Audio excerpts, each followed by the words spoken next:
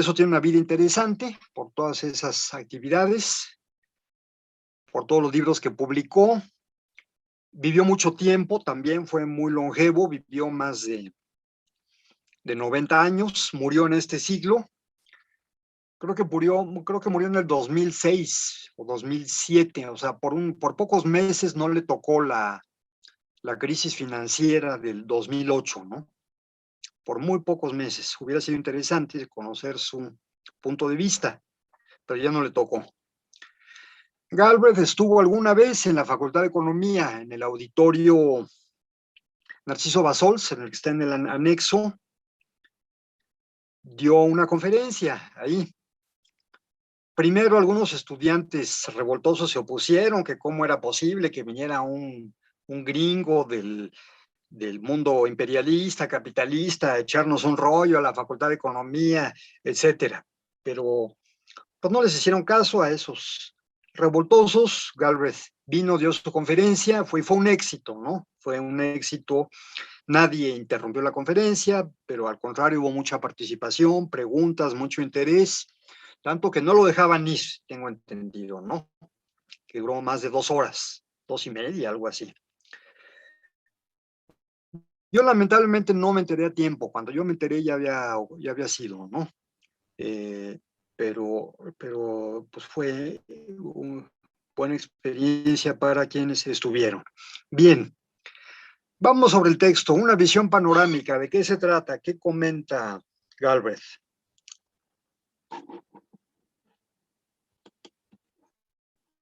Pues nos empieza como comentando las ideas económicas y nos dice en una parte del texto también que son un producto de tanto época y lugar y de cómo el mundo va evolucionando, ya que todo es como un proceso de transformación en la vida económica. Entonces te va como poniendo como todos esos puntos desarrollados y también te dice la característica más común del futurólogo económico, que no es la de saber, sino es la de no saber que no sabe.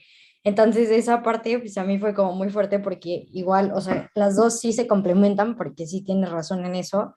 Las dos lecturas que nos dejó se complementan mucho porque en la primera nos habla de qué tendría que ser economía y cómo tendría que ser un economista, ¿no? Y entonces en esta segunda nos ponen como la parte de cómo es ese cambio. Y una frase que me gustó mucho de la lectura fue, creo que fue de la primera, la de, la historia siempre va a estar como en cambio. Entonces cambio es historia e historia es cambio. Muy bien, Catherine. Adelante, Abraham. Ah, sí, bueno, un poquito más hacia muchos economistas y de hecho nos los hace saber desde el inicio de la carrera cómo muchos tratan a la economía como una técnica más que como una ciencia y habla sobre esa pequeña, bueno, esa crítica en cuanto hay ciertos economistas y personajes, además de economistas, que como se benefician de lo que enseñan y o finalmente del sistema, pues se hayan reacios en que la ciencia cambie, o sea, que evolucione. Entonces dice que es algo que tenemos que superar como profesionistas, como hombres de ciencia, como decía en el otro autor, no me acuerdo cómo se llama, en la homilía para los economistas, para poder pues adaptarlo a la nueva realidad y a lo que nos estemos enfrentando y pues sí, nos hace ver mucho eso al principio y la verdad me gustó eso tanto del texto de Galbraith como el de la homilía de los economistas, porque sí hace diferencia mucho entre qué es ser un economista por técnica y por simple, pues, como artesano, pues, y no como hombre de ciencia. Y pues sí me gustó mucho esa diferencia.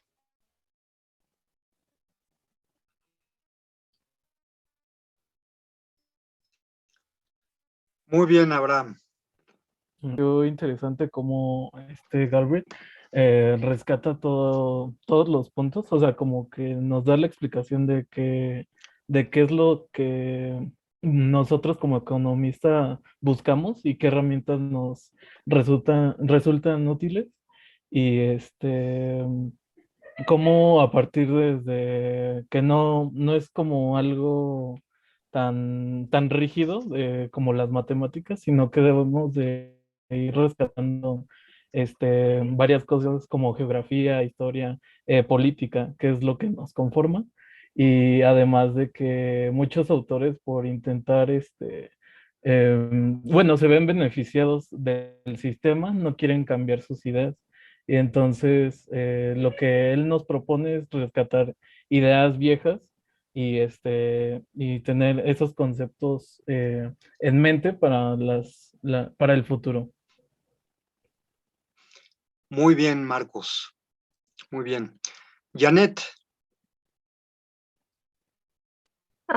También una parte que resalta es que la economía siempre se va a alimentar con una opción hacia el futuro. O sea, siempre vamos a estar en un constante cambio, al igual que, como dicen mis compañeros, la historia está muy relacionada a la economía. Para esto también en la segunda lectura de Jesús Silva, nos dice un esquema que va desde el descubrimiento científico, la aplicación técnica, los cambios en la estructura económica, adaptación de las leyes y el progreso que tenemos. Y el claro ejemplo de esto es cómo el petróleo ha ido modificándose para llegar a ser pues una fuente de riqueza actualmente, que posterior a esto posiblemente puede que cambie, ¿no? Podemos innovar a nuevas energías. Muy bien, Janet. Muy buena observación. El ejemplo del petróleo es muy bueno, ¿no? Como pues hace años sí era un gran negocio el petróleo, ¿no? Y ahora ya no lo es. López Obrador, en uno de los frecuentes errores que ha tenido en sus mañaneras, dijo, y no hace mucho, creo que fue el año pasado, dijo que el mejor negocio del mundo es el petróleo. Está totalmente equivocado, ¿no? ¿Qué es negocio? Sí, sí lo es, pero hay muchos negocios en el mundo mucho mejores que el petróleo. ¿Como cuáles, por ejemplo? ¿Quién nos dice algún ejemplo? Energías renovables. ¿Cuál, Emilio? El litio. El litio, bueno, por ejemplo, ese es un buen ejemplo, ¿no? Efectivamente. Y más que el litio, ¿qué otros negocios La minería. son? ¿Eh? La minería, el aluminio. Minería y más. Los hombres más ricos del mundo hoy en día, ¿qué se dedican? Tecnología. Tecnología, exacto, ¿no? A la tecnología, realmente, ¿no? Ahorita los más ricos del mundo, Jeff Bezos, Elon Musk y otros que por ahí andan de los primeros lugares, o sea, de los 10 más ricos del mundo, pues 8 o 9 se dedican a la tecnología, ¿no? Sin duda. Bien, seguimos adelante con sus comentarios. Fanny. Profe, Sí. ¿no seguía yo? Perdón, es que pensé que ya habías hablado, Janet. ¿Sabes cuál fue mi confusión? Que hay dos Janet, pero se escriben diferente.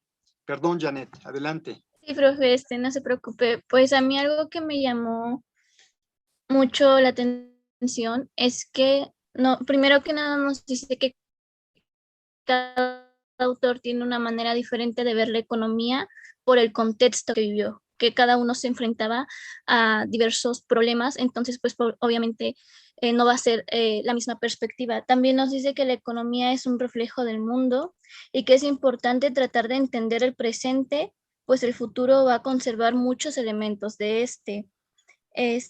Algo que en la que hace mucho énfasis es que la economía, lo que muchos piensan que es como una ciencia administrativa, realmente no lo es, porque no es una vara rígida y utilitarista. Esta fue la palabra que ocupó, ya que estudia lo social. Y nos dice que el trabajo principal del economista es preguntarnos qué es lo que determina la economía de hoy y tomar muy en cuenta el marco político y social al que nos enfrentamos. Muy bien, Janet. Ahora sí, Fanny. Sí, pues a mí algo, aparte de todo lo que me dijeron, o sea, mis compañeros, algo que se me hizo interesante es que aparte, él dijo, o sea, sí, el pensamiento económico va a tratar de explicar como nuestra realidad, ¿no? Y dice, no todos los problemas están presentes a lo largo de la historia, sino que van surgiendo unos y luego desaparecen y surgen más problemas y más. Y entonces dice que a base de esas como ideologías que tratan de explicar esa realidad, nosotros como que en la escuela se nos enseñan aquellos fragmentos como de la teoría que ya son ahistóricos, universales y pues eso es como, no, o sea, lo podemos ver, ¿no? A lo largo de la carrera y pues ya yo creo que es algo que podría agregar así súper chiquito. Muy bien, Fanny. Adelante, Emilio. Pues por mencionar un punto diferente, algo que me llamó la atención de la lectura es en la parte en la que dice que si bien no se puede predecir el futuro, puedes como darte unos tintes de lo que puede pasar y que los errores en los que caen algunos economistas al querer predecir el futuro es creer que saben, pero en realidad pues no saben qué va a pasar. Y por última cosa, ahorita que mencionó lo del presidente sobre su visión del mundo, pues también lo podemos relacionar con el texto como dice que los economistas tienen una visión de la realidad y la adaptan, como Adam Smith, que estaba en la Revolución Industrial, y podemos decir que el presidente pues vive anclado en una realidad pasada en la que, por decirlo, cuando era joven, pues el negocio del petróleo, entonces se quedó como con esa idea y desarrolló su plan del país con una visión pasada, pero pues no entiende que la realidad ya es distinta como era. Correcto, muy bien, Emilio. Adelante, Nico. Yo hay una parte que me gusta mucho, bueno, me interesó mucho, que dice que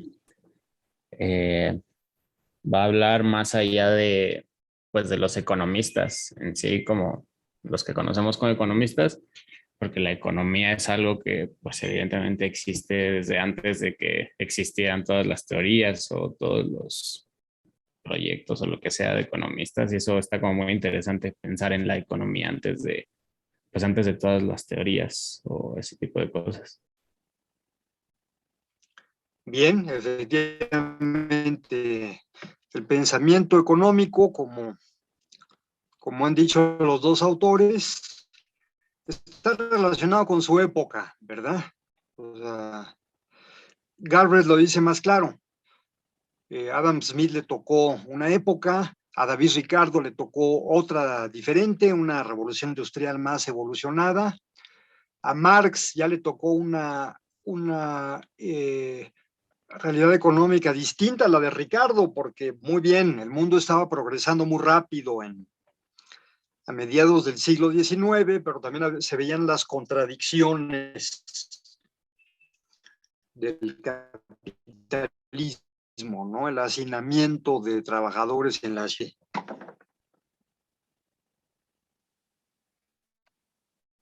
Bueno, ya únicamente para sumar a todo lo que ya dijeron mis compañeros, creo que es importante lo que comentan, que es importante aislar y procurar las ideas principales de los diversos autores, dado que, como la mayoría comentaron, estaban basadas en el contexto que ellos vivieron.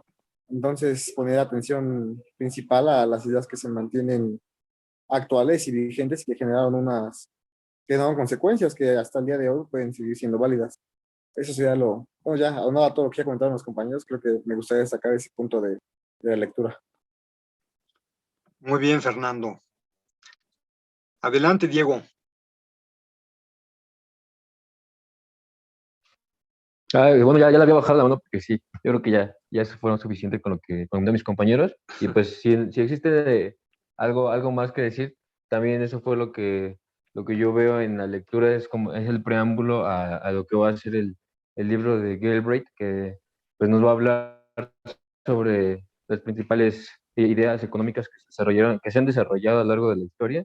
Y sobre todo lo que me llama más la atención es revisar y examinar de nuevo cuál es la validez que tienen estas ideas y sobre todo pensarlo en retrospectiva.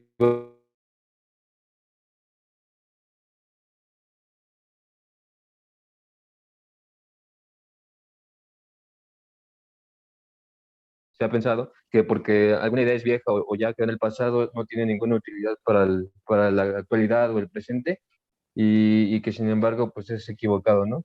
Podemos rescatar ideas importantes que se han quedado en el cajón, pero que pueden ser de utilidad para el presente y pues qué mejor de los principales pensadores económicos, como los menciona Galbraith, como Smith, Marx, David Ricardo, entre otros, Keynes incluso. Muy bien, Diego. Adelante, Pedro Leonardo. Gracias, maestro. a mí se me hizo muy interesante el punto que pone Galbraith sobre lo que analizar la economía desde un punto de vista de construcción histórica social y partir de ahí, básicamente porque como comenta, las ideas cuando fueron expuestas, fueron creadas, en el caso de Adam Smith, Karl Marx, todos ellos, básicamente fueron, como dicen mis compañeros, basados en su perspectiva y de su época, básicamente, ¿no? Entonces no podríamos poner sobre la mesa tal cual una idea que fue hecha en una época en la que podríamos decir esclavitud o no existía el estado del bienestar. Entonces, al poner sobre la mesa dichas ideas, como al menos yo es lo que comprendí, hay que entender nuestro contexto y entender el contexto de ellos y no tratar de forzar a nuestro contexto a aceptar esas ideas, sino que las saquemos, digamos, lo que necesitamos y usemos eso, más no tal cual tratar de plasmarlas con exactitud, porque como ha ido evolucionando la historia, tiene que ir evolucionando el pensamiento económico. Muy bien, correcto, ¿no? Julio. Bueno, ¿me escucho bien? Sí. Bueno, más que una participación, a mí me llamó la atención que en uno de los dos textos se resalta mucho la utilidad del espacio y el tiempo, ¿no? En la economía. Y bueno, haciendo como un check-in de todas las materias o áreas que se tenía que estudiar, pues veo que la única que no se tiene en nuestra carrera es la de geografía. Bueno, se me hizo como curioso, ¿no? Es muy buena observación, Julio, porque debería de verse la geografía en economía. Hubo hace tiempo, a mí me tocó, pues a Sergio también le tocó una materia que se llamaba geografía económica, pero con el cambio de plan de estudios del 96 la borraron, la eliminaron. Y ahora es fundamental la geografía económica hoy en día, sobre todo porque hay nuevos instrumentos, todos estos sistemas de información geográfica, o SIG, como les llaman, pues es fundamental para la economía. Abraham pregunta en el chat, ¿sabe si hay optativas de geografía? Es que se quitó el letrerito. Abraham pregunta, ¿sabe si hay optativas de geografía maestros o relacionadas? Creo que sí, pero no he visto el núcleo terminal. Había relación. Diego Vázquez comenta también, la geopolítica también es área muy importante, sin duda, ¿no? Sin duda también. Había un profesor en la facultad, hace tiempo no lo he visto, o no sé si está en el programa. Se llama Normand Aswad con doble S. El nombre es poco común, ¿no? Es un nombre libanés o árabe, tanto el nombre como Yo el lo apellido. llevaba. ¿Tú lo llevaste? Sí. Julio. Pues Norman Aswad daba un curso de geografía económica con estos sistemas de información geográfica, pero quizá tú sepas más, Julio.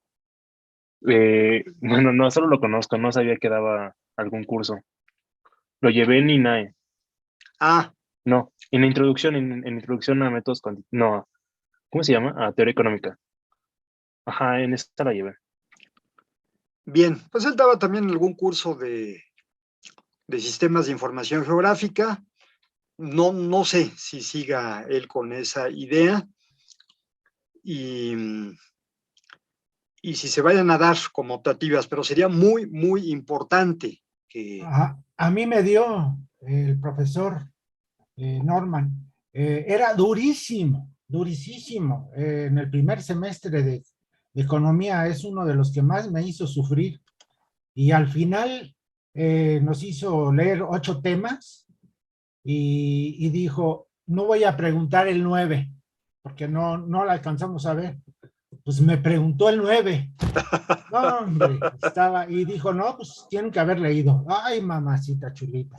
Pues ahí inventarle lo que más se podía hacer y apenas logré pasar con ese maestro, pero para mí fue un 10, saqué ese, pero para mí era un 10 rotundo porque estudié y aprendí mucho, pero era muy duro.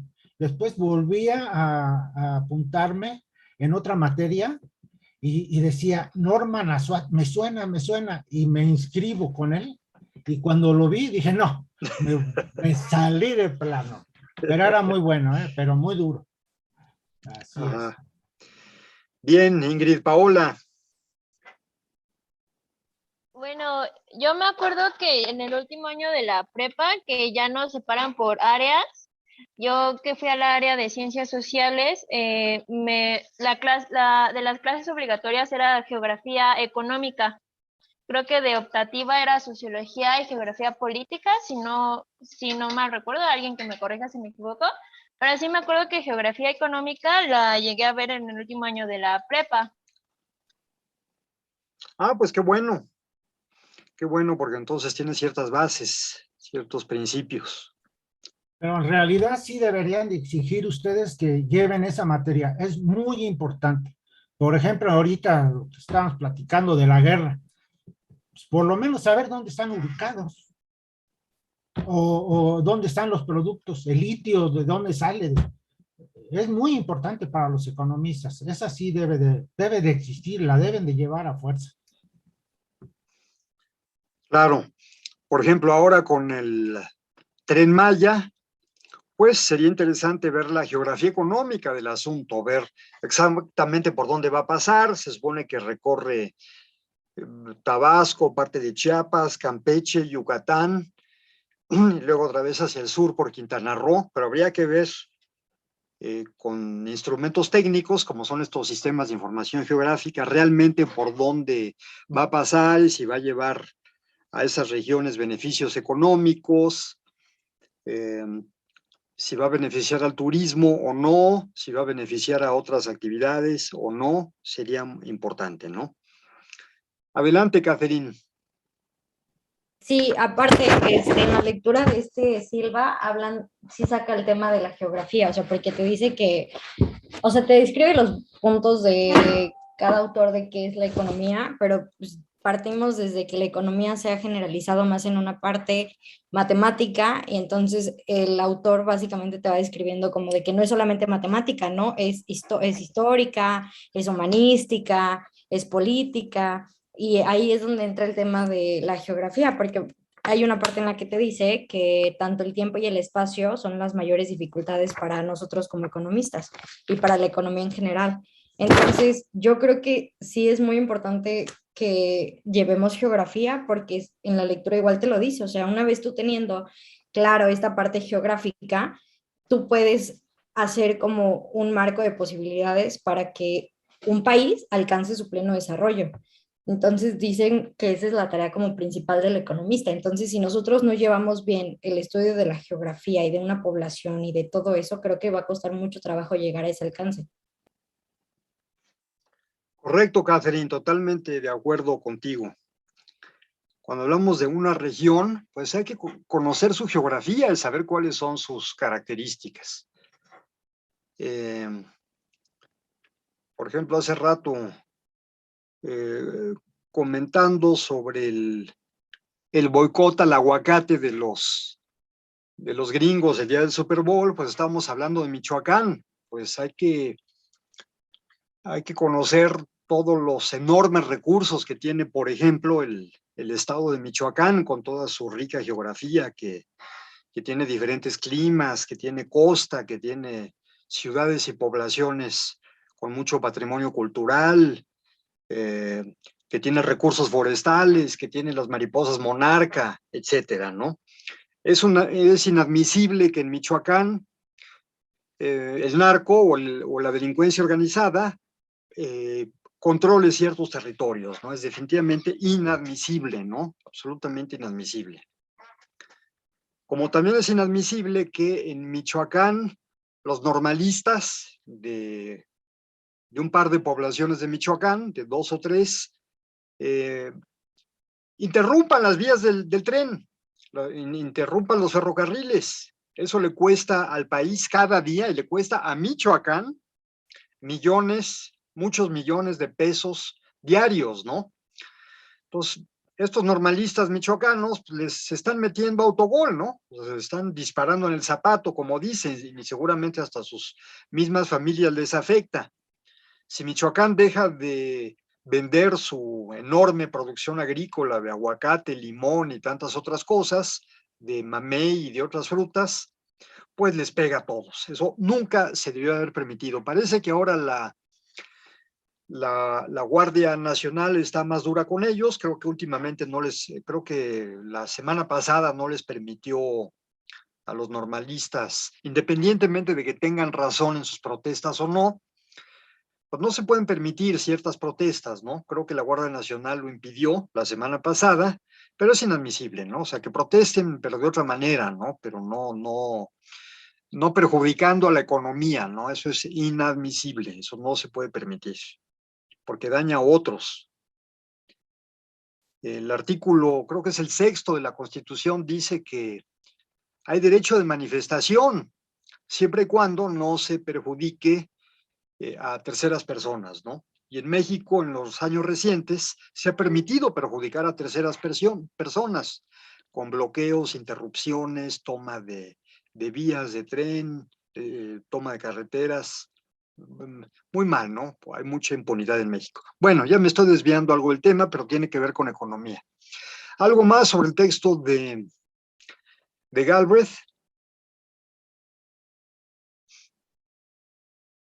Creo que no, profesor.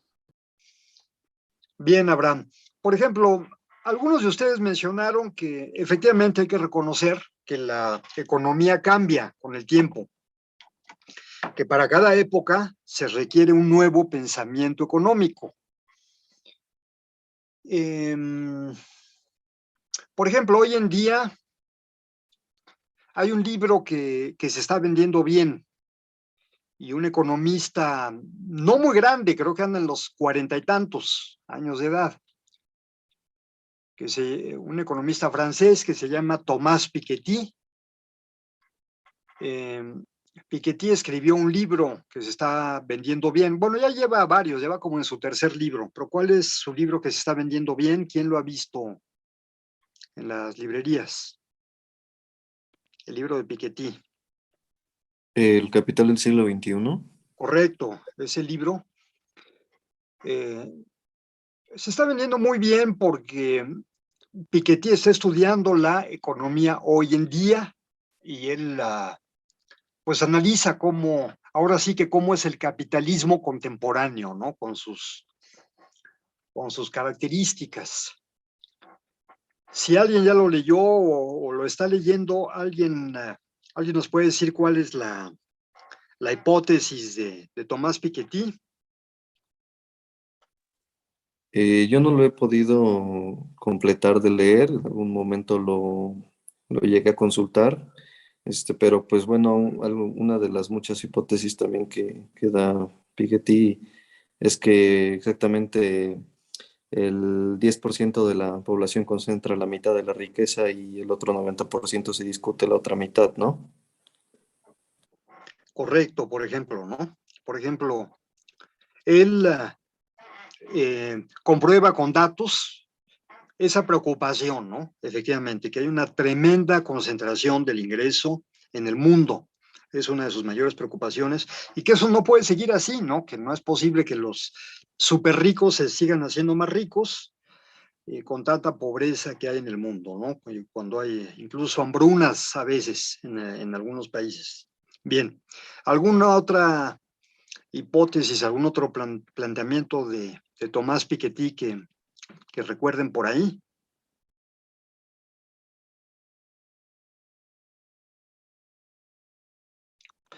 Por ejemplo, a él le preocupa un fenómeno económico que no es nuevo, pero que sí se ha acentuado en los años recientes. Lo que él le llama la financiarización. Algunos dicen financierización, otros dicen financiarización. Todavía no se ponen de acuerdo, pero bueno, él destaca este fenómeno. ¿En qué consiste este fenómeno?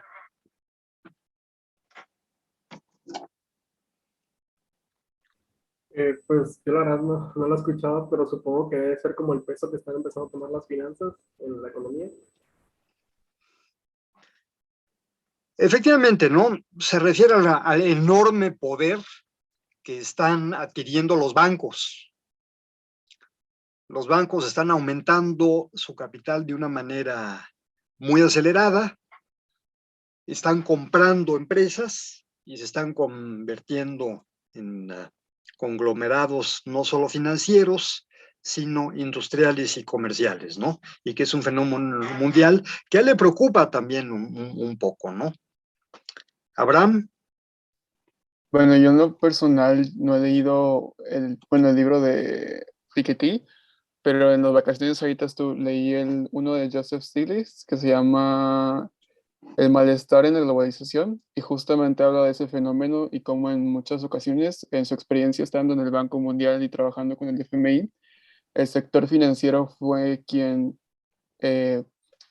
como que agudizó las crisis de muchos países, o finalmente como que destruyeron el plan de rescate que había por parte del Banco Mundial y del Fondo Monetario Internacional, no precisamente porque ellos ponían las pautas, sino que también el FMI de alguna forma les daba como que respaldo y preferencia a las deudas a este sector financiero que a las propias finanzas del país, o como que el arranque de la economía nacional. Y pues sí, es una crítica muy fuerte. Me gustó mucho el libro, la verdad, porque yo nunca había leído una crítica a estas instituciones, pero sí, bueno, nada más para comentar acerca de ese fenómeno que sí se menciona, y no solo él, supongo.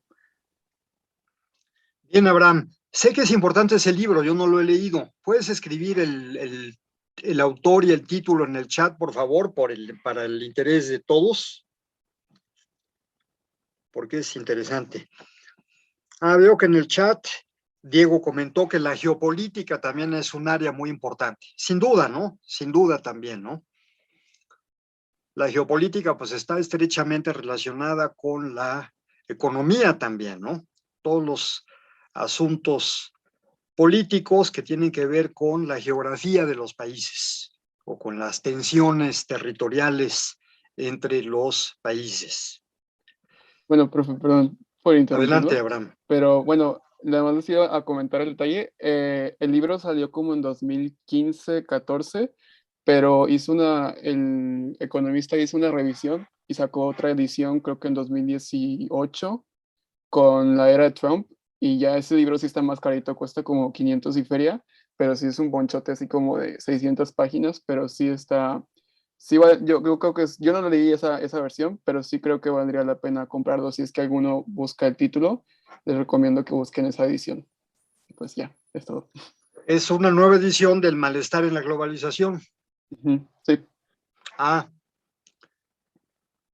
Pues Joseph Stiglitz es un economista muy, muy trabajador y muy listo porque ha publicado varios libros. Escribe bien, escribe legible, ameno, lo cual no es común entre los economistas. Algunos escriben pesado.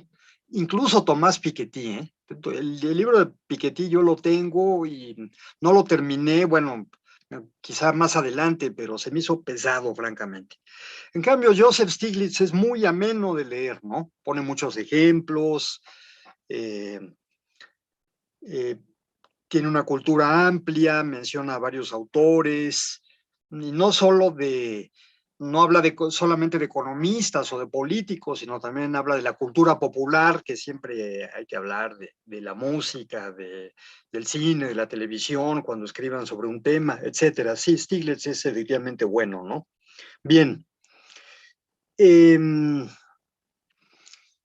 Volviendo al texto de Galbraith, bueno, vemos que en cada época surgen nuevas teorías y nuevos puntos de vista, como este tema de la financiarización, es un tema más o menos reciente. Se está hablando también hoy en día mucho de la economía circular. Sin embargo, no hay algún economista particularmente distinguido que destaque como el promotor de esta nueva teoría de la economía circular. ¿Qué otras teorías o qué otras tendencias creen que va a adquirir el conocimiento económico hoy en día, en este año 2022 o en el futuro cercano? Ah, perdón, normalmente lo apago, pero déjenme apagarlo.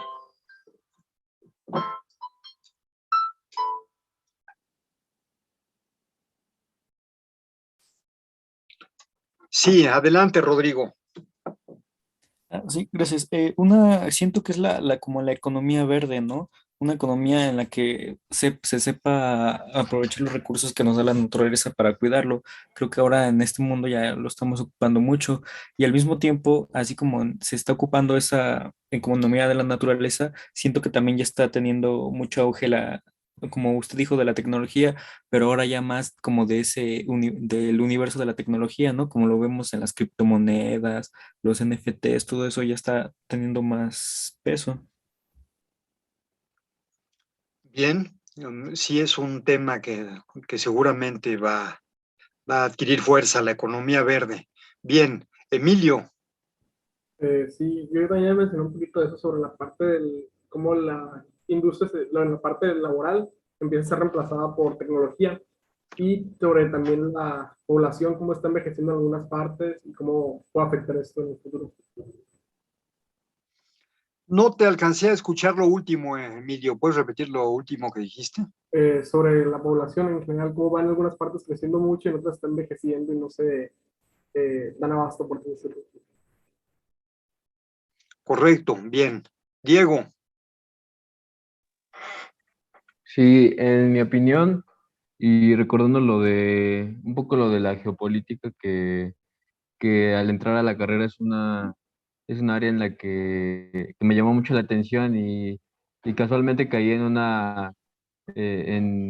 YouTube, en un canal de un académico importante en México que se llama Alfredo Jalife, en el que he escuchado mucho sobre la nueva senda por la que puede correr la economía internacional, sobre todo, que desde antes de la pandemia estaba impulsada o ya estaba impulsada por China y varios países asiáticos, en los que después, reforzado también por el COVID, se volvió a un cierto proteccionismo o nacionalismo que más que nacionalismo es una regionalización de algunos sectores importantes o bloques importantes de países como asiáticos y algunos también latinoamericanos.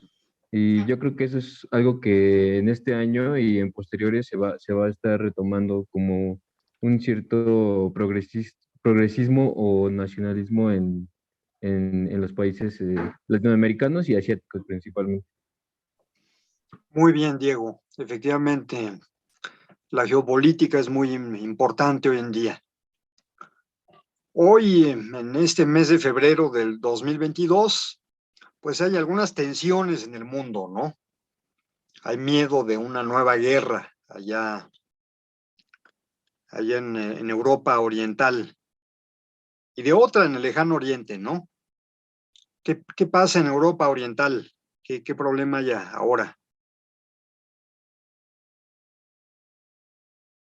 La tensión Hablamos entre, sobre...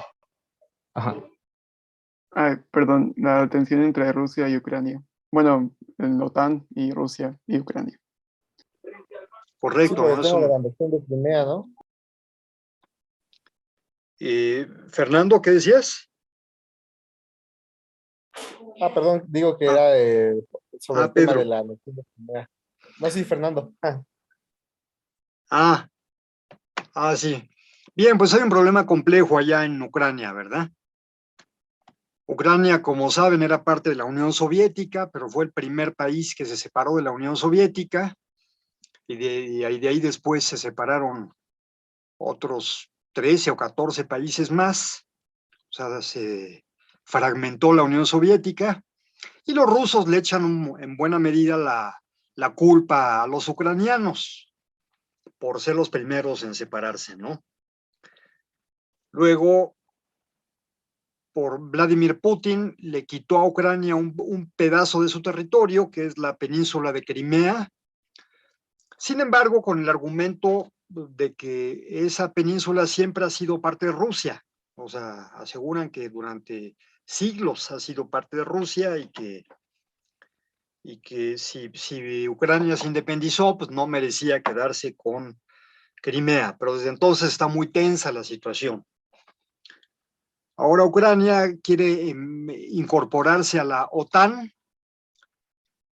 a la Organización del Tratado de Atlántico del Norte, pero eso implicaría que en Ucrania la OTAN instalara una cantidad importante de armamento que amenazaría a Rusia, y eso es a lo que Rusia se opone, ¿no? Por eso hay una fuerte tensión ahí, y hay mucho peligro de guerra, ¿no? Esperemos que no la haya. Esperemos que no la haya, que se pongan de acuerdo. Pedro, ¿ibas a comentar algo?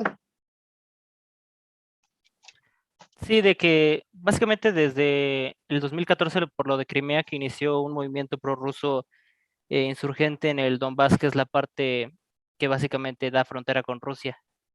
Y pues nada más eso, que era ahorita. Bien, Los pues que estaban apoyando. estás mejor enterado que yo, pero efectivamente también hay ese fenómeno, sin duda, ¿no? Por ejemplo, en Ucrania, pues la gente pues básicamente habla ruso, si no todos, la mayoría también tienen alguna otra lengua regional. Usan el mismo alfabeto, o sea, la misma escritura, etcétera. La cultura es muy similar, prácticamente la misma. Por un lado es un poco absurdo que países así se separen del país más grande, ¿no? Hay un absurdo ahí, ¿no? Es como si de México se quisiera separar pues Oaxaca, o se quisiera separar Jalisco, o sea, no tendría sentido, ¿no? Y en Europa vemos mucho ese fenómeno, una tendencia a la fragmentación de los países, que sin duda no está bien, ¿no? Por eso, como dice Pedro Leonardo, efectivamente hay un grupo de ucranianos que se sienten prorrusos, que dicen, bueno, pues ¿por qué tontería separarse de Rusia si es un país grande y fuerte, ¿no? Pero hay un gran sentimiento prorruso en el mundo, ya ven lo que está pasando en la Olimpiada de Invierno, ¿no? A una maravillosa rusa jovencita de 15 años no le quieren dar sus medallas. ¿Sí conocen ese dato? ¿Sí conocen, sí han oído de ese caso? Sí, yo lo escuché ayer. Profe. Sí, pero fue por dopaje, ¿no? Pues sí, pero hubo un dopaje que ni siquiera fue en las Olimpiadas, fue en otra competencia de hace meses, del año pasado. Vaya, o sea, es increíble, ¿no? O sea, se ve que hay un sentimiento antirruso en el mundo muy, muy fuerte, ¿no? Es 100% un tema de geopolítica, porque ya ni siquiera, Rusia ni siquiera pretende ser socialista, ni siquiera, o sea, ya se acabó el marxismo en Rusia. Adelante, Pedro. Era sobre lo que comentaba de la patinadora. Bueno, es que a mí me gusta mucho el patinaje, es Camila Villeleva, pero sí es un dopaje que de hecho se demostró que no tiene ninguna afectación en su rendimiento y pues sí, pero es una cuestión más como política. Totalmente, ¿no? Totalmente. Además, qué abuso de los antirrusos, con una chavita de 15 años y además maravillosa, ¿no? O sea, patina como diosa, no sé si la han visto patinar. Es increíble, increíble lo que hace, ¿no? Sí, maestro. Increíble, ¿no? Da saltos mortales en el aire y giros y en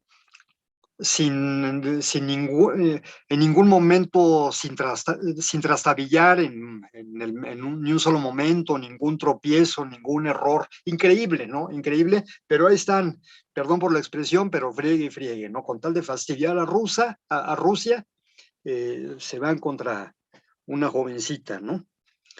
Bien, pues eso es geopolítica, ¿no? 100%.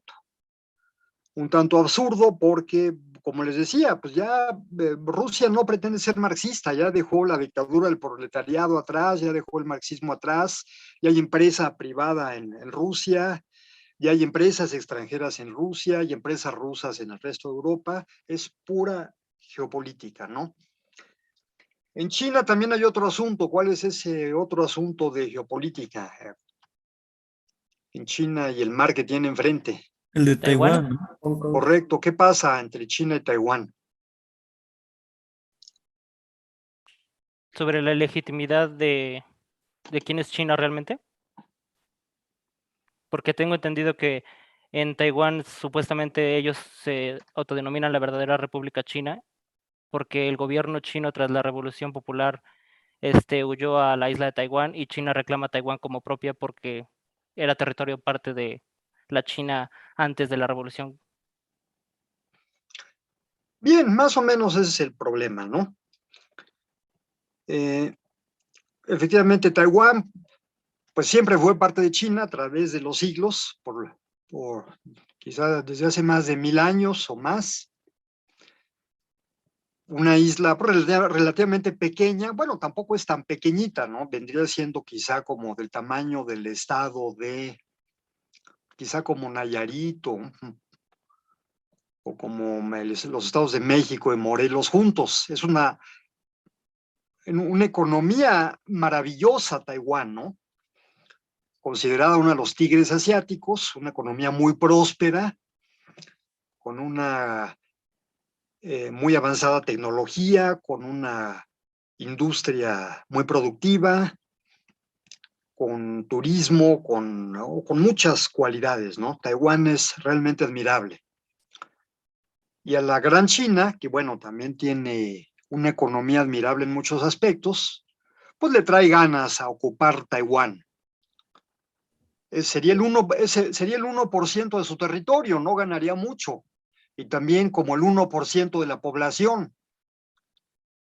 O yo creo que menos, porque Taiwán tiene más o menos como 10, 11 millones de habitantes, ¿no? Más o menos. ¿Sí, Abraham? Yo había leído que, bueno, que ahorita como que el conflicto no está muy, bueno, sí está como que muy prendido, pues, pero como que hay cosas que ya no son debatibles y por eso como que Taiwán, además de ser, pues sí, potencia militar, no tanto como China, pero pues ha tenido que invertirle en caso de defenderse, tiene un como que poder económico muy grande sobre China, porque creo que el 60%, si no es que el 70% de los chips que se producen en el mundo vienen de Taiwán. Entonces, si hubiera un conflicto, pues básicamente se cortaría el suministro y pues la economía mundial colapsaría porque pues la mayoría de los productos o los bienes elaborados pues son tecnológicos. Entonces, sí hay muchos intereses económicos y por eso China no se ha atrevido a entrarle tanto como con India o con Nepal, que son sus otros vecinos. Claro, muy bien, Abraham. El asunto de los chips es muy importante en el caso de Taiwán. Efectivamente, Taiwán es un gran productor y un gran exportador y por eso gana tanto dinero. En lo militar, pues, por mucho armamento que comprara Taiwán, China ocuparía Taiwán en cuestión de, pues yo creo que de horas, ¿no? En cuestión de horas, no creo que tardara más de un día en ocupar Taiwán. Claro, con una destrucción tremenda, ¿no? Serían sobre los objetivos militares. Pero pues, vaya, para la Gran China pues no sería problema, pero ojalá que no suceda, ¿no? Por el bien del mundo. Esperemos que no ocurra, que predomine, que prime la cordura. Adelante, Emilio. Sí, la otra parte así como de China que reclama occidental es Hong Kong, que quiere aumentar como el control ahí. Y por otro lado, pues la tensión que tenía con China, también con India, perdón, que creo que es un poquito más peligrosa porque India sí posee armas nucleares. Claro. ¿Cuál es el problema, Emilio, entre China e India? No era algo de las fronteras que también se reclaman unos territorios y se los están ahí como peleando. Y Así también es. la parte un poquito como ideológica, porque creo que la parte del Tíbet había migrado mucha gente hacia India porque pues el estado de China no permitía ciertas cosas. Entonces ven como que tienen esos problemas ahí. Correcto, tienen problemas fronterizos, sobre todo en esa región de la cordillera del Tíbet o de los Himalayas. Hay problemas fronterizos ahí entre China e India, correcto. Pedro, adelante. También había escuchado que el problema tiende a tener una relación con que los países acepten que el Tíbet le pertenece a China, porque bueno, básicamente tengo entendido que durante la Revolución Cultural China invadió el Tíbet, pero que países como por ejemplo Nepal e India no aceptan del todo eso y el hecho de que hayan recibido a tibetanos, esto es como que una China lo toma como un ataque a su soberanía, y de hecho que también hay un conflicto en el Xinjiang por las segregación étnica que tienen allá. Correcto, es una región del mundo con muchos problemas, efectivamente, ¿no? En esa región de los Himalayas o el Tíbet. Bueno, pues Tíbet lo ocupó China y actualmente es parte de China, pero pues ellos dicen que no, que deberían de ser independientes, ¿no? Y en toda esa región hay mucho problema porque está Nepal y otros dos países pequeñitos cerca de Nepal. Uno se llama Bután y otro todavía más chiquito que se llama Sikkim. Y en parte, pues, son países que India y el mundo occidental protegen para que China no los vaya a ocupar, ¿no? Porque pues, China también está ahí sobres, con la voluntad de ocupar más territorio por ahí. Y es un tema complejo, ¿no? Bien. Y como dice Pedro Leonardo, en otra región más al norte, ¿cómo se llama ese territorio, tocayo? Xinjiang. Xinjiang, en esa región de Xinjiang, más al norte, una región pues cercana al desierto de Gobi, una región ya no tan montañosa y poco poblada, pero los chinos también traen un problema, ¿no? Porque hay una población de otras etnias, no china, que hablan otros idiomas, muchos son musulmanes, y también tiene ahí China un problema también geopolítico, sin duda, ¿no? Todo esto es muy interesante y muy importante, porque en este territorio que nos menciona Pedro Leonardo, pues China tiene precisamente el proyecto de hacer la nueva ruta de la seda. Ahorita ya no es tiempo, pero Sergio nos puede platicar un poco de los nuevos planes que tiene China para la nueva ruta de la seda, que es algo muy importante, ¿no? Y pasaría precisamente por ese territorio que nos menciona Pedro Leonardo, ¿no? Precisamente por ahí. Entonces, la importancia de esos territorios son muy importantes porque por ahí pasarían trenes, carreteras, incluso líneas aéreas para conectar comercialmente China con Europa y el resto del mundo por vía terrestre. Bien. Algo más sobre las tendencias del pensamiento económico para este siglo.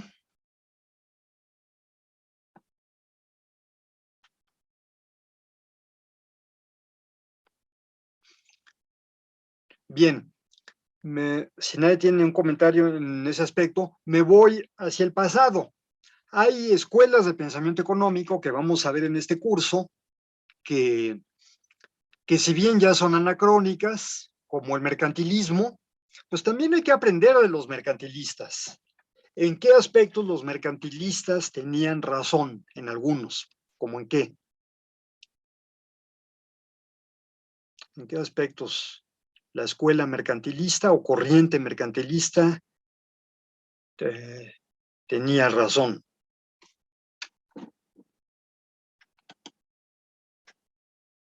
No se me viene a la cabeza más que lo preciado que pueden llegar a ser los bienes minerales. Bien, ese es un aspecto importante, sin duda, claro.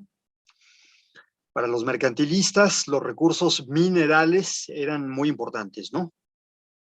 El comercio mundial de los minerales. Bien.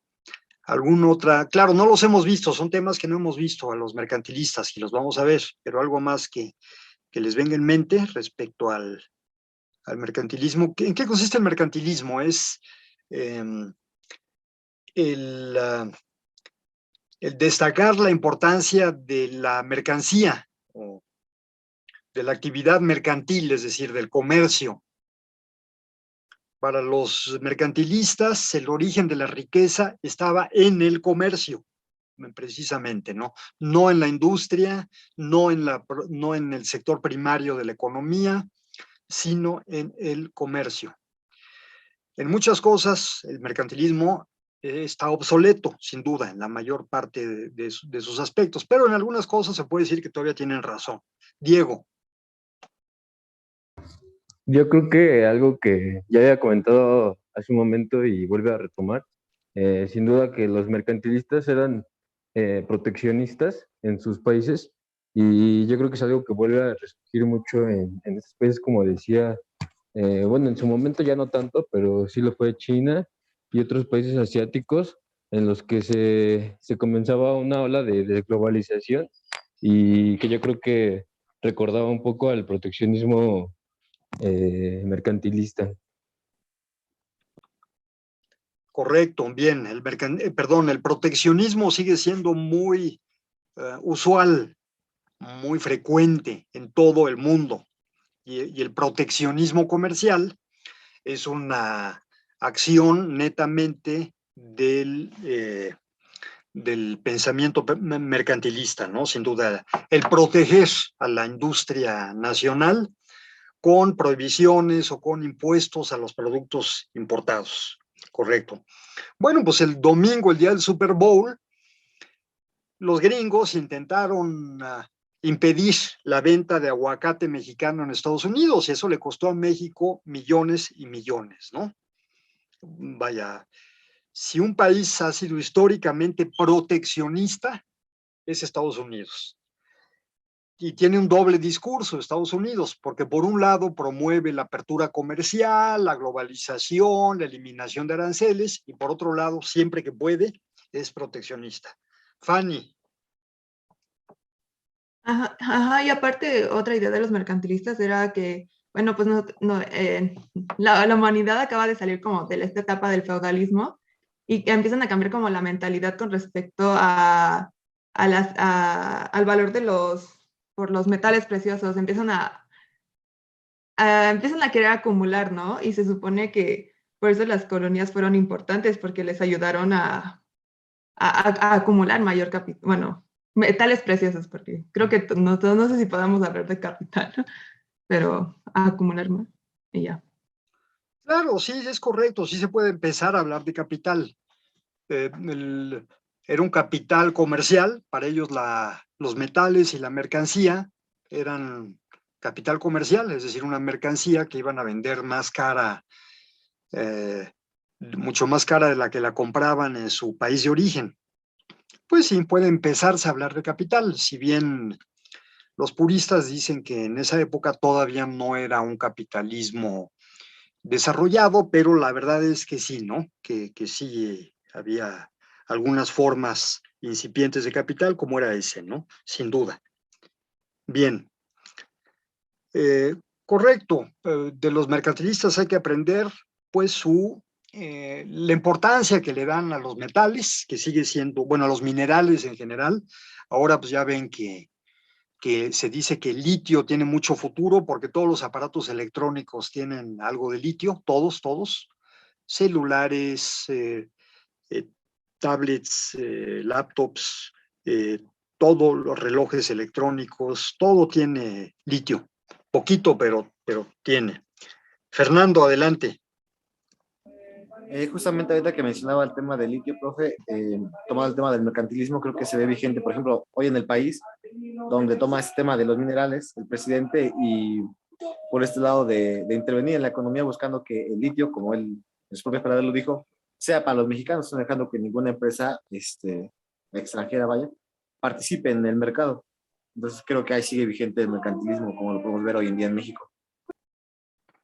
Pues sí, es una forma mercantilista de enfocar el asunto, ¿no?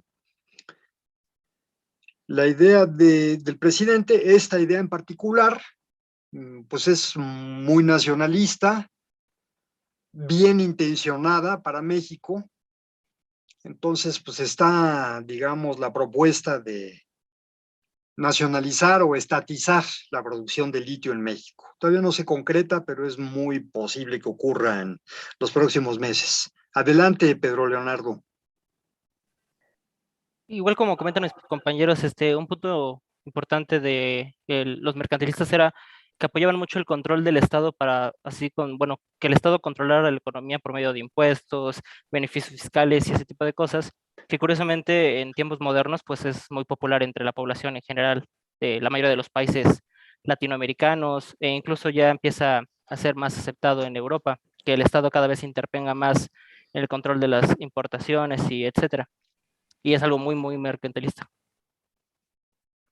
Correcto, correcto. Efectivamente, gran parte de las ideas mercantilistas están vigentes en todo el mundo, ¿no? En el comercio exterior se enfrentan estas ideas proteccionistas defendidas por el mercantilismo de antes contra la propuesta de la libertad comercial, de la plena libertad comercial y la eliminación de fronteras y de aranceles, ¿no? Son dos formas de pensar distintas y que se contraponen, pero lo cierto es que cada país, en cada asunto en particular, se va para un lado o para el otro según sus propios intereses, como Estados Unidos es el mejor ejemplo, ¿no? Para defender sus propios intereses, a veces son libre comerciantes, como se, porque librecambistas se refiere más bien a las divisas. Pues sí, favorables al libre comercio y por otro lado son proteccionistas, ¿no? Vemos ese debate en el mundo todo el tiempo, todo el tiempo, ¿no? China, Japón lo han trabajado también muy sabiamente. Japón, concretamente, desde pocos años después de la Segunda Guerra Mundial, Japón, en teoría, nunca se cerró a las importaciones. Fue un país proteccionista moderado, Japón. Pero, en cambio, siguió una política muy inteligente, Japón, que fue la subvaluación de su moneda, o sea, abaratar el yen. O sea, que el dólar fuera muy caro a propósito y que el yen fuera muy barato. El dólar y todas las monedas del mundo fueran muy caras y el yen muy barato. ¿Qué beneficios trajo a Japón esa política de subvaluación de su moneda nacional? Bueno, eso lo leí que varios países, incluso China, lo implementaron. Era para abaratar la mercancía nacional y que fuera más atractiva por sobre las importaciones. Entonces la industria nacional de alguna forma crece y no hace que como que el sector externo pues abarque la mayoría de la economía o gane poder sobre la industria nacional. A largo plazo, obviamente. Correcto, muy bien, Abraham. Por ejemplo, piensen en la industria del automóvil en Japón, que empezó a agarrar fuerza pues, desde la década de los 50. Desde la década de los 50 existen marcas como Toyota, por ejemplo, y Nissan. Empezaron poco a poco, pero con mucha firmeza, ¿no? Dando pasos muy firmes. Toyota, Nissan, Honda empezaron más o menos en aquellos años. ¿Y cuál fue su estrategia? Pues con el yen muy barato. Bueno, mejor que lo explique alguien más. Ingrid Paola, no sé si vas a hablar al respecto. Bueno, yo quería comentar sobre esa política que es muy, muy, muy buena porque con el abaratamiento de las cosas, no se recuerda, no, la opción de las importaciones no sería tan válida como el producto nacional, incluso esas consecuencias son buenas, ya que hay mucha contaminación por el transporte, todos los precios.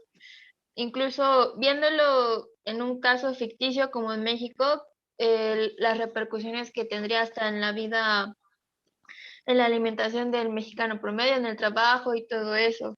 Pero pues es un escenario que no creo que pase. ¿Por qué no crees que pase, Ingrid? Bueno, hoy en día dependemos mucho del extranjero, por ejemplo, hablando en familia, hay veces en las que puntos turísticos principales en México ya ni siquiera se sienten como México. Lo que es Cancún, Tulum, incluso es difícil que el mexicano se sienta como cómodo, se sienta en casa.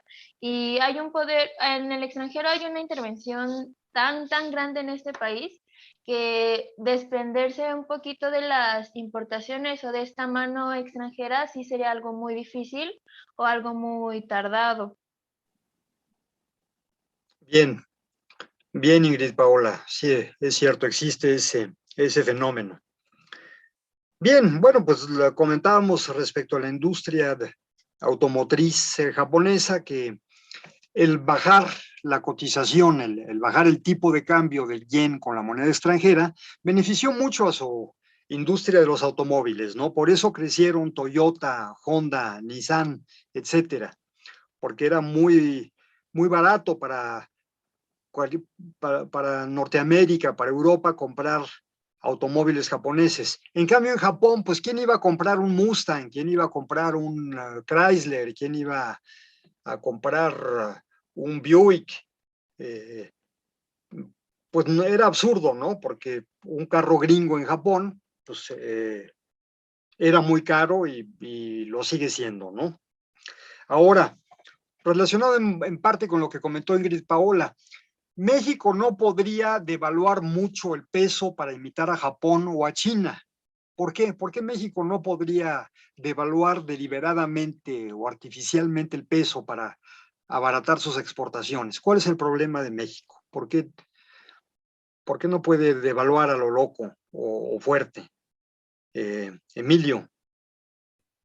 Porque aunque el país produce cosas, por ejemplo, en los autos, en las televisiones, cosas así, todo lo que ensamblan aquí viene en otras partes, pues México consume mucho el extranjero también.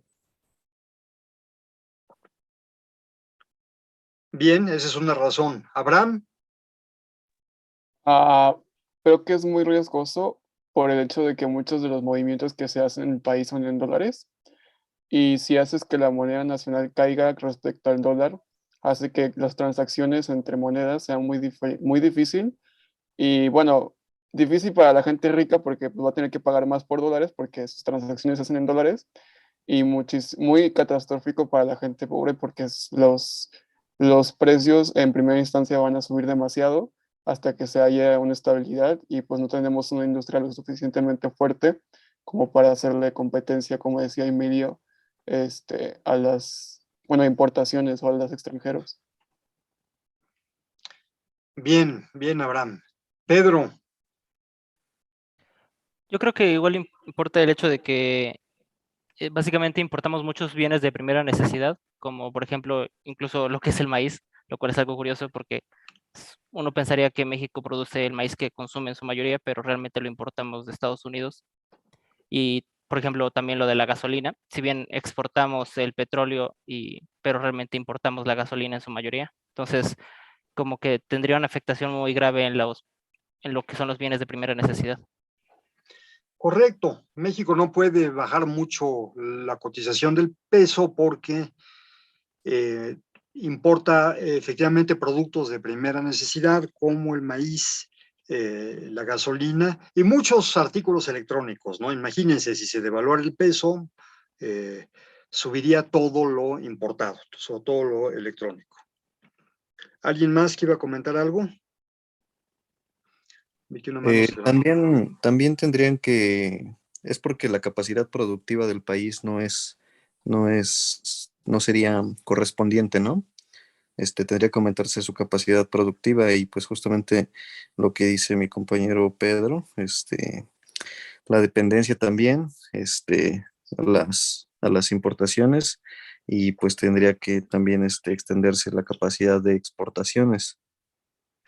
Claro, muy bien, es una buena explicación. Bien, yo creo que pues más o menos se comentó el texto de Galbraith y hablamos de otros temas relacionados que también son de interés. Vámonos, ya son las 4:21, ya vámonos temprano hoy. Estuvieron muy bien sus participaciones.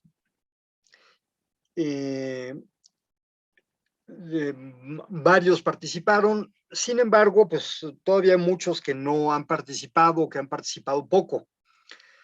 Por otro lado, vi que la asistencia fue buena. Bueno, ahorita ya bajó a 33, contándonos a Sergio y a mí, o sea, 31 alumnos, pero en algún momento me pareció que llegamos a 35, entonces, lo cual está bien, ¿no?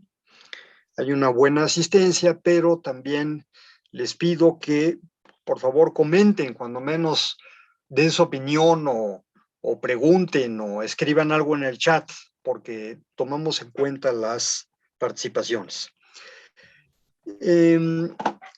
Nos vamos a seguir con los capítulos de Galbraith. Entonces, por favor, lean el segundo. Creo que el siguiente es el de Después de Adán. Pero bueno, el que sea el segundo capítulo de Galbraith, léanlo, ya lo tienen. Se supone que ya está en el Classroom, en PDF. Léanlo, por favor. Entonces, bueno, no sé si haya más comentarios, preguntas. Yo un comentario, que supuestamente los americanos tenían datos de que mañana iban a ir a Ucrania los rusos. Y hace ratito leí por ahí que los rusos ya estaban retirando tanques militares hacia Rusia. Entonces, quién sabe qué vaya a pasar. De todas maneras, hay que estar desconfiados. Ojalá que así sea y que ojalá que no haya guerra. Fernando. Disculpe, profe, ¿solamente son las lecturas o hay que realizar reportes o cómo es? Sobre cada lectura hay que hacer un muy pequeño, muy breve reporte, muy sintético, y subirlo a Classroom. ¿Había algún problema para subir los trabajos a Classroom? Vamos a tratar de arreglarlo. Sí, Rodrigo. precisamente quería comentar que estas lecturas creo que no hay un cajón para subirlo, o entonces Ándale. no sé cómo se va a hacer. Sí, lo vamos a resolver. Tenemos problemas para hacer eso, pero ya hoy o mañana ya queda. Ok, entonces ya cuando ustedes suban el cajón, subimos nuestro trabajo. El chiste es de que lean lo que van a exponer y ya tenganlo preparado ustedes su lectura. Como hicieron hoy, hagan lo mismito, pero sí vengan bien leídos para participar y estar atentos y enriquecer al grupo. Claro, muchas gracias, profesor. Pero muy bien, muy bien, todos los comentarios de ustedes estuvieron muy buenos. Rodrigo, ¿ibas a comentar algo? Sí, profe, creo que no están las lecturas, el capítulo 2, solo estaba el 1 y el de Silva Gerso. Entonces déjenme subirlo, en unos minutos lo subo. Bueno, si no hay nada más, se pueden retirar cuando gusten. Y nos vemos el martes, pero sigan leyendo. Voy a subir los capítulos siguientes de Galbraith al Classroom.